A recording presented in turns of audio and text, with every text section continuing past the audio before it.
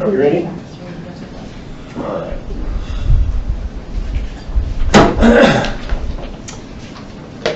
So, not starting yet, I just need a little drink here.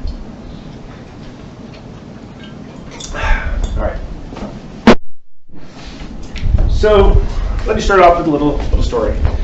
I have several people on my street who brew beer, and they make a really good brew. So I didn't want to compete with them, so I went looking for something else I could make. And that turned out to be distilling, right? So I took a class on it. It was a lot of fun. I learned things about it.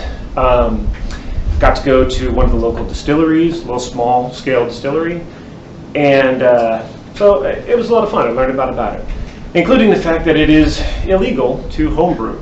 So I can't do it at home, I can't share it. So the purpose of this speech is to inform you about the Washington State's control of alcohol since Prohibition. Now, I have an interest in distilling. I took the class like I told you about, and I've done quite a bit of research now. So that is where I'm coming from.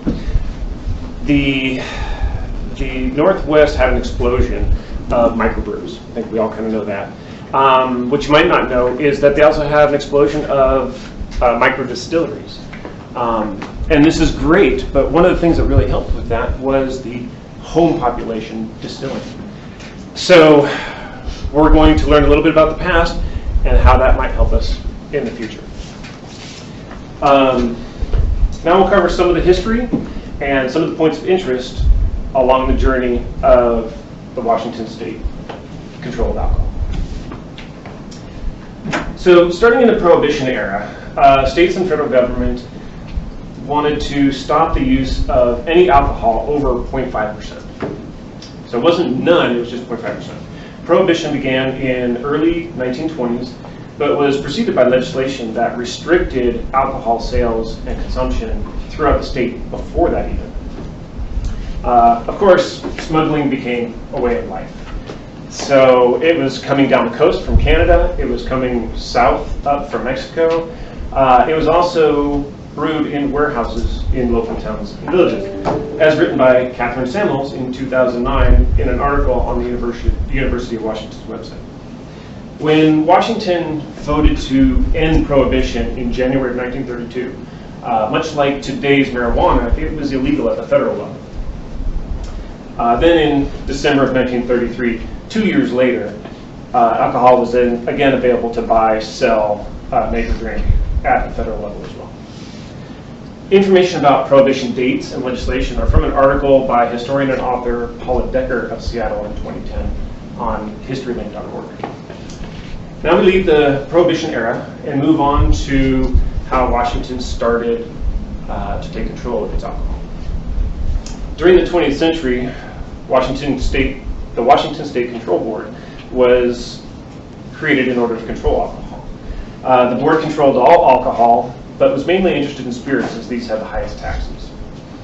In December of 1941, the board converted all alcohol production for the war effort from beverage making to the creation of synthetic rubber and ammunition. This was done at a federal level as well, as written by Kentucky Bourbon Hall of Fame historian and author Michael Vreach. It wasn't until after the war in 1946 that full drinking production returned to its previous levels. In the 1960s, several so-called blue laws were repealed. Interesting things like women could sit on bar stools. The fact that you could drink standing up. And then, of course, the start of beer at sporting events. Fans of the Seattle Pilots could have a full one.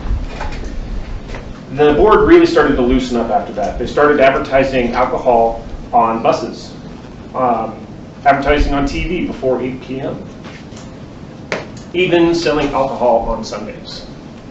Then they started sales at gas stations, and even allowed consumption in public parks.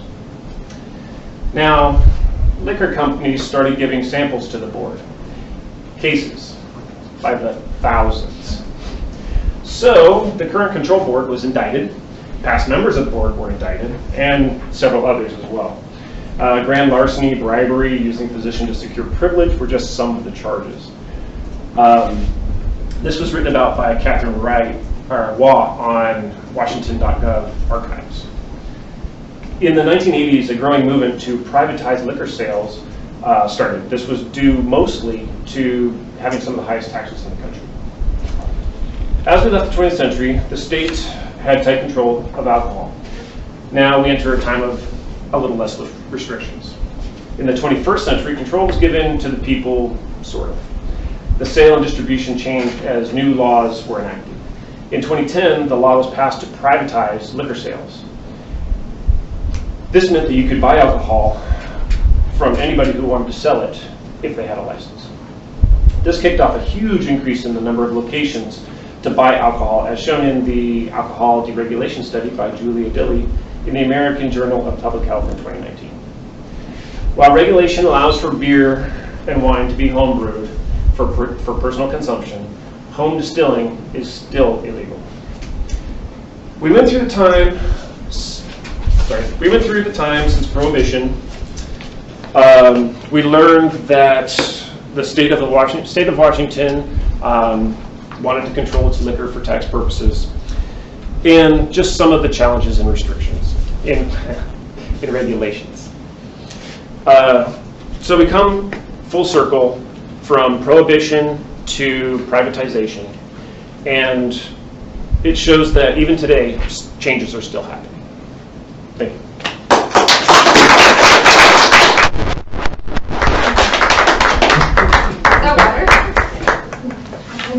Yeah. Yeah, or is it? Here's water. Okay, any questions? I have a question. Sure. When you mentioned 2010 for privatization, is that when they did away with the state-run liquor stores? It is indeed. Okay. And I was going to put numbers in there, but it went from like something kind of silly like 47 to like, or like 97 to like 400 and something. So it was a huge increase. I thought that was interesting because that's what I grew up with, was the state-run liquor stores.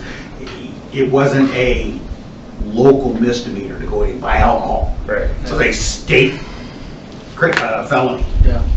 Yes. What do you distill? What's the... Oh, I don't distill anything. It's illegal. Oh,